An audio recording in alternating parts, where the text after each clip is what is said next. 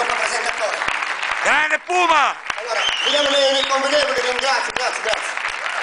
Allora, come non dire, un grande grazie che mi ha ospitato al grande Ziba e Maribre, Grandissimo! a Stato di Sassello, e quindi una comunicazione maledettamente importante. Grazie, pubblicità.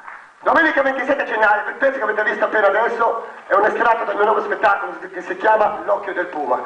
È uno spettacolo che secondo me è molto interessante, chiamiamolo multimediale, chiamiamolo un po' come vogliamo, comunque è una cosa maledettamente e fortemente mia, che porto avanti da un po' di tempo, è già stato fatto un po' in giro. Allora, ci saranno dei monologhi, delle proiezioni della musica elettronica, e questo pezzo che appena avete visto.